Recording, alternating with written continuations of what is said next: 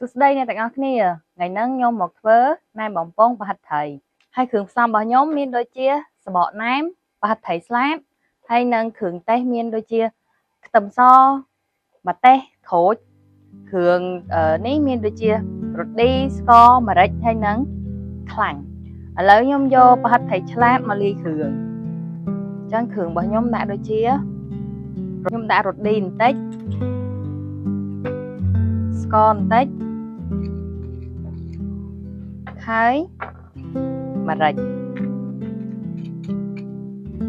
បន្ទាប់មកខ្ញុំចាក់ខ្លាញ់ដើម្បីពេលដែលខ្ញុំវាយទៅវាអត់សូវស្អិតអ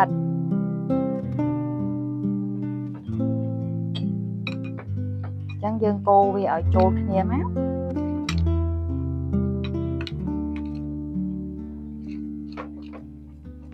យើងកូរសម្រាប់យើងច្បល់វាបែបនេះឲ្យវាចូលគ្នាហើយនឹងស្អិតល្មួតមកឥឡូវផាត់ត្រីឆ្លាតខ្ញុំ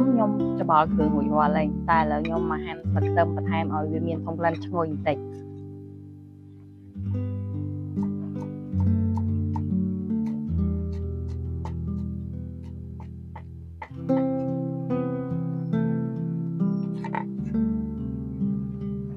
ខ្ញុំបន្ថែមស្លឹកខ្ទឹមចូលទៅដើម្បីឲ្យប្រហិតត្រីនឹងកាន់តែឈ្ងុយ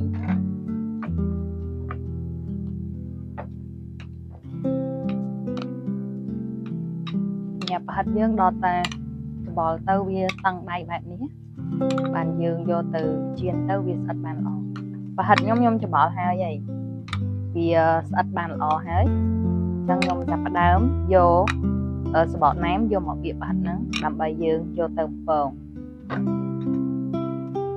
ឥឡូវយើងចាប់ផ្ដើមយកប្រហិតត្រីស្លាតរបស់ខ្ញុំហ្នឹង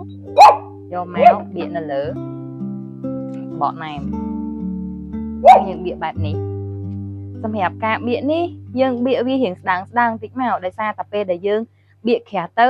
ពេលដែលយើងចៀនទៅវាអត់ឆ្អិនដល់ក្នុងទេដោយសារតែសបកណែមយើងជាប្រភេទសបកណែមរៀងស្ដើងអញ្ចឹងពេលដែលយើងបំពងវាឆាប់ឆ្អិនទេអញ្ចឹងឥឡូវខ្ញុំបៀកហើយខ្ញុំបត់វាពីបែបនេះសកត់វាឲ្យស្អាតអញ្ចឹងណាហើយយើងទុកវាមួយដុំសិនអញ្ចឹងយើងចាប់ផ្ដើមធ្វើបែបហ្នឹងទៀត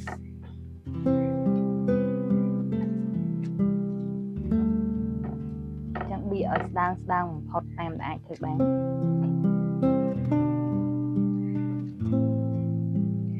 តែបើអ្នកទាំងអស់គ្នាចង់បៀកក្រាស់អ្នកទាំងអស់គ្នាអាចទៅយកប្រភេទសបកណែមរៀងក្រាស់ជាងហ្នឹងបន្តិច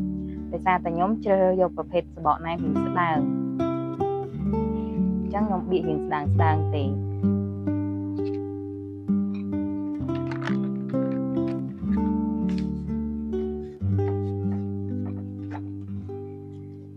ចឹងខ្ញុំធ្វើ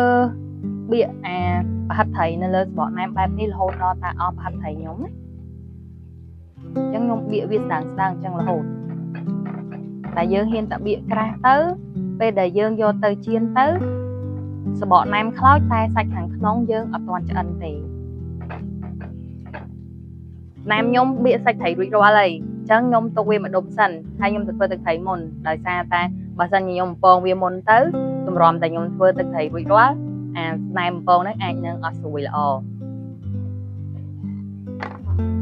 ខ្ញុំចាប់ផ្ដើមចាត់ខ្ទឹមអញ្ចឹងខ្ញុំហាន់ខ្ទឹមជាប្រទះតូចបែបនេះស្ដើងច្រឡំតូចខ្ទឹមសក៏ខ្ញុំហាន់ប្រទះស្ដើងដែរ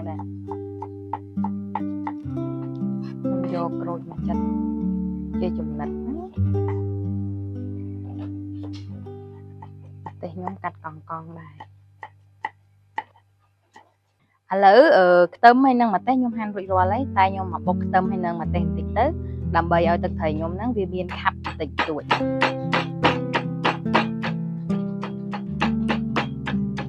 តែបើអ្នកទាំងអស់គ្នាអត់ចង់បុកទឹកត្រីក៏បានដែរអត់ចង់បុកម្ទេសហើយខ្ទឹមក៏បានដែរដោយសារតែខ្ញុំបុកខ្ញុំចង់ឲ្យទឹកត្រីរបស់ខ្ញុំខាប់វាអត់ថ្លា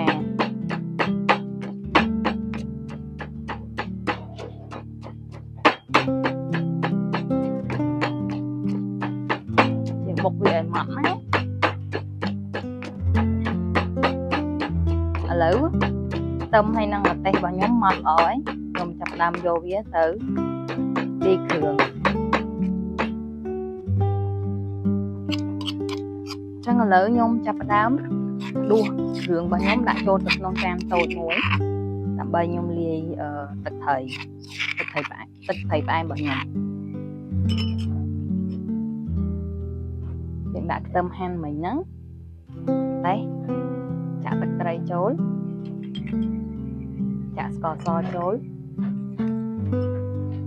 ស្បាច់ខូចយើងច្របាច់ខូចឲ្យมันល្មមណាចឹងខ្ញុំច្របាច់ខូចប្រហែលជាមួយផ្លែមួយចាហៀងខ្ញុំកូរច្បល់វាបែបនេះហើយយើងទៅថែមទឹកក្តៅបន្តិចដើម្បីឲ្យទឹកត្រីរបស់យើងវារាវជាងនឹងបន្តិចឥឡូវខ្ញុំថែមទឹកក្តៅប្រហែលមួយកូនចាននេះហើយខ្ញុំកូរវាឲ្យលាយគ្រឿងហើយយើងភ្លក់រសជាតិមកថារសជាតិប៉ុណ្ណឹងល្មមអត់បើសិនជាយើងខ្វះគ្រឿងអីទៅយើងថែមតិចតួចមកទៀតមកទឹកត្រីខ្ញុំរួចរាល់ហើយអញ្ចឹងខ្ញុំទុកវាមួយឡែកសិនហើយខ្ញុំទៅបំពងណែមនេះឥឡូវខ្លាញ់ខ្ញុំចាប់ផ្ដើមក្តៅហើយអញ្ចឹងខ្ញុំដាក់ណែមខ្ញុំចូលហើយសម្រាប់ការចៀននេះ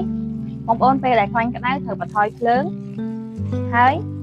ដាក់ចៀនវាភ្លើងតិចកុំបឋមពេលដែលយើងបឋមភ្លើងពេកទៅធ្វើឲ្យសបកណែមយើងខ្លោចតែសាច់ខាងក្នុងនេះអត់ឆ្អិនល្អទេអញ្ចឹងយើងដាក់ភ្លើងហឹមតិចណាអញ្ចឹងយើងនៅផែចុះផែឡើងបែបនេះដើម្បីកុំឲ្យសបកណែមយើងខ្លោចតែសាច់ខាងក្នុងយើងអត់ឆ្អិនយើងអាសាត្រឡប់វាចុះត្រឡប់វាឡើងដើម្បីកុំឲ្យវាខ្លោចណាអញ្ចឹងមើលតើវាក្រហមល្មមហើយយើងស្រង់វាឲ្យស្រក់ខ្លាញ់ណាអញ្ចឹងខ្ញុំចាប់ផ្ដើមស្រង់របស់ខ្ញុំឡើងគឺវាក្រហមបែបនេះអញ្ចឹងវាល្មមហើយយើងស្រង់វាឲ្យស្រក់ខ្លាញ់ណាហើយខ្ញុំដាក់មួយទៀតចូល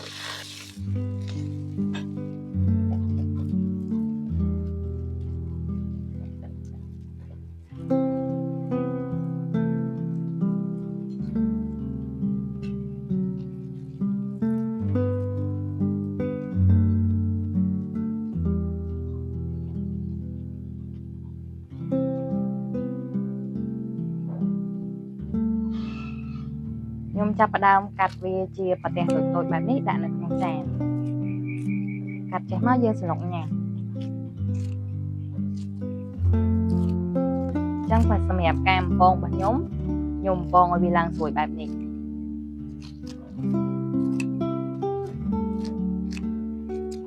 វាស្រួយខាងក្រៅហើយផាត់ត្រីយើងក៏ឆ្អិនដែរ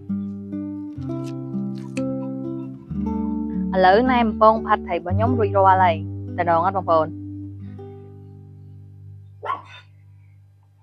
តើឥឡូវយើងចាប់ផ្ទាប់វាជាមួយនឹងបន្លែដាក់ចេះមកជីបន្តិច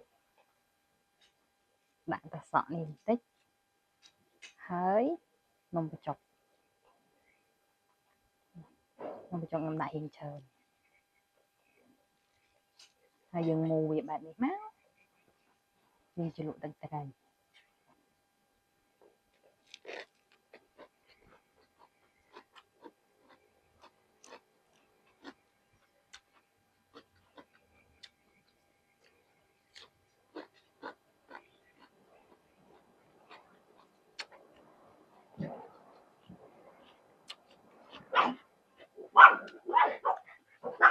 ហើយណាបំពងហ្នឹងយើងកាត់វាមកប្រទះបែបនេះមកដើម្បីយើងស្រួលដាក់មួយបន្លែហើយយើងជ្រលក់ទឹកត្រីស្រួលញ៉ាំហើយរសជាតិវាចាប់ជាតិចូលល្អមែនតើហ្មងឆ្ងាញ់ខ្លាំងណាស់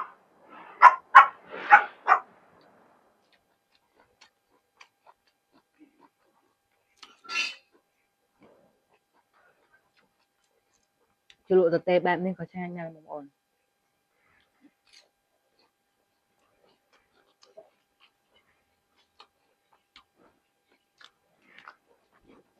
ហើយសម្រាប់បន្លែបងប្អូនចង់ដាក់បន្លែ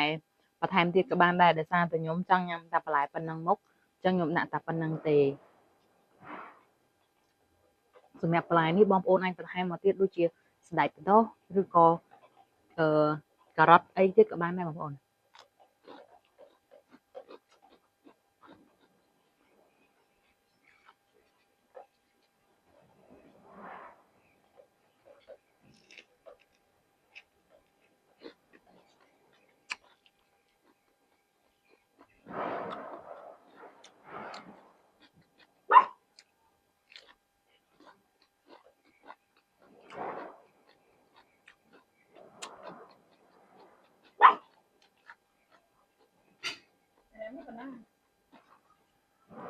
cho một ôសម្រាប់មុខប្រហូបមួយមុខនេះងាយស្រួលធ្វើហើយបងប្អូនកុំភ្លេចធ្វើទាំងអស់គ្នារ